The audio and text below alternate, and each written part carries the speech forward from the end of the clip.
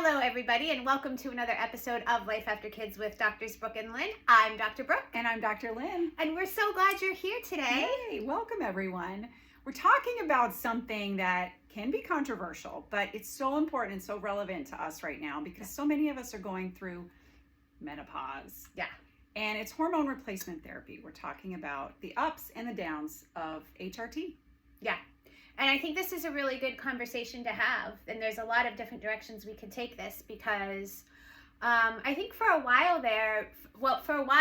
some time, hormone replacement therapy was like everyone was doing it. And then there was research that came out that said, no, it could be causing cancer. It could be this. Increased so it risk stopped. of breast cancer specifically. Yes. So it stopped. And now we've kind of circled back and you're seeing more of it again. Yeah, and I think you may have friends or you may have talked to your doctor about creams. There's progesterone creams, there's estrogen pellets. There's ways to artificially put estrogen and progesterone into your body to balance. Right. Yeah, and I think, so there's two things that we can look at. We've had discussions before on natural things you can do, like eating and supplements and herbal supplements. Today specifically, if we look at HRT, you can go the bioidentical hormone realm or you can do traditional HRT, right? So the difference there is if it's bioidentical, it's much more, it's just like your own hormones. It looks much more like your hormones and it's coming from a plant. As opposed to HRT or hormone replacement that is not bioidentical is not exactly like your hormone and it's being made. Sometimes it's unfortunately horse hormone. Yes, Premarin, right? Or synthetic. Or it's synthetic and made in a lab. Yeah. So, those are two big things to understand and know because a lot of times our body does not handle a more traditional hormone replacement as well. Yes, so that was great insight. But I want to bring it back to around the conversation because this is a difficult time, and I personally I'm in perimenopause, and I have experienced some of the symptoms, and man, it is not fun. I totally get it. But at this Welcome. Well, I've been finally. here for like 5 years complaining about this, and you're like, oh, it's all a breeze, and now all of a sudden you're like, what is happening? It's true. Which is great, and it's been helpful to talk to you about it. But, at the same time, this is a transition, and I just am always so hesitant to try to jump in and give even if it's a natural or more natural way of approaching it, a cover or our body's clearly going through a transition. Right. And who are we to step in and interfere with that? Yeah. How do you feel about that? I agree. I think you and I kind of look at this the same way. I think it's important to talk about these different treatments because so many of us, a lot of people are using them. So we want to talk about it, but let's also talk about the other side where, we were just having this discussion earlier. Like our bodies have been going through menopause since women were created. There is a reason why our hormones cycle and fluctuate. When you go through menopause, your estrogen is going to go down. It's a part of life. And so do we look at it like our bodies know what to do? They're capable when they're treated right. Or do we go a different route? I think that's the question you're asking. And for me, my approach is I'm going to keep myself as healthy as possible. I'm going to keep myself nourished. I'm going to keep myself managing my stress and let my body what it knows how to do what it knows how to do naturally. Yeah. I mean, we all will always say, listen, you know what's best for you. Yeah. But I do think that we hear enough about rushing in to kind of cover up symptoms or, make things a little less uncomfortable. And hey, I'm all for that in some instances, but we don't talk enough about what if if our hormones are off balance? Yep. Why?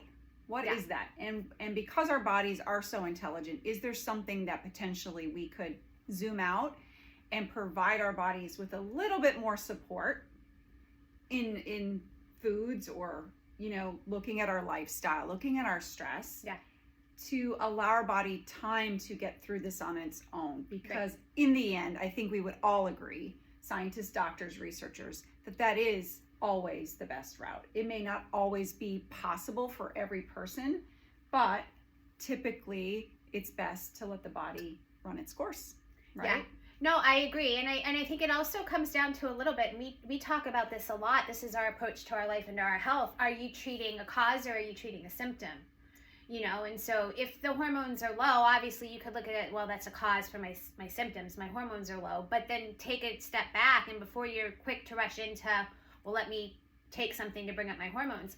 But what is happening? Because, you know, it could be that you're under a lot of stress and that's making things worse. It could be foods that you're eating. It could be you have too much weight. I mean, there's so many different things. There are a lot of factors. And I think that is a good point, is stopping and asking the question why. Yeah, because if we don't look at that hormone imbalance will continue, right? We can artificially alter that, but then we have to be on those hormones, and always, or when we do get off of them, the body again is back right where it was, unless we fix the cause. So I love that. And you know what? We might ruffle some feathers with this conversation, but I don't think enough people talk about that. And when we went through, you know, when we were teenagers and we went through our period, remember our mom sitting us down and just saying, you know, this is a period, this is a couple of days where sometimes you might just need to retreat, go inward, right? Did your mom talk about that? And I know, and ancient cultures talk about that there's a beauty in that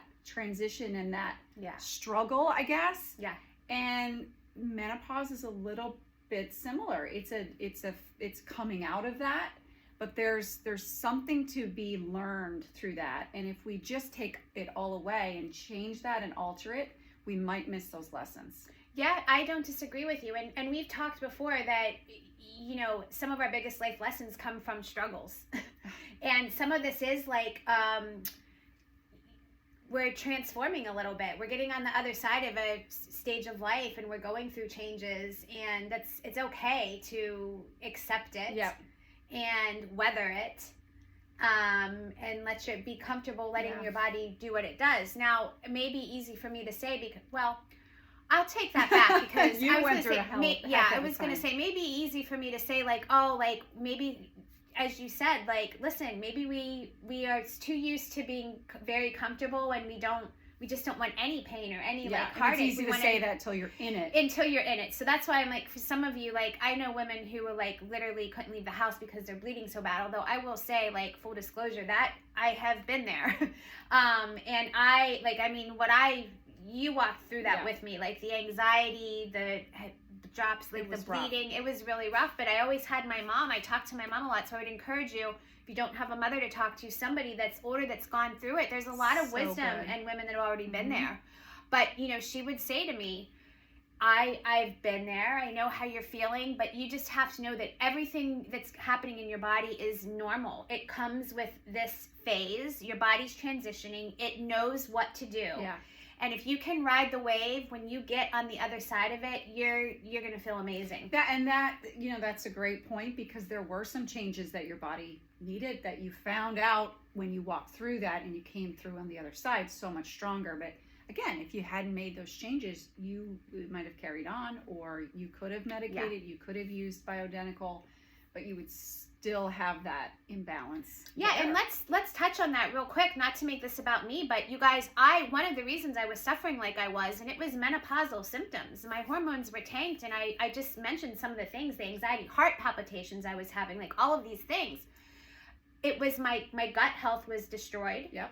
And I had an underlying mold issue and Lyme. And until I got once I got that under control, all of that hormonal stuff stopped. Now, had I just gone the route of, well, let me do some bioidentical hormones, let me just get the hormones, and I didn't fix this other problem, that problem was still going to be there. It would still be there. Its head in some other way. And exactly. So maybe your hormones would be balanced, but it would manifest or express itself in other ways. Yes. Because it was an issue that was,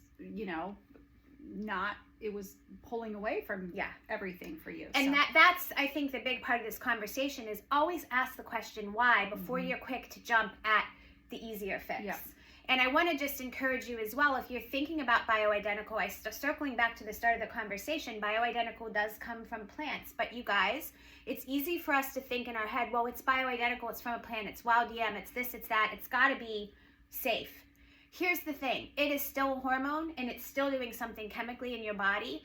And if you are not testing to know your levels before you do it, and you're not testing during, and you're not testing after, you don't know how much of anything you're getting in your system. That's right. You don't know and what no changes doctor you're making. knows that either unless they have testing. Well, to and go by. especially if you're doing things like, and I'm not trying to make anyone feel bad or judge any practitioner or any other woman. I'm just to start a conversation here.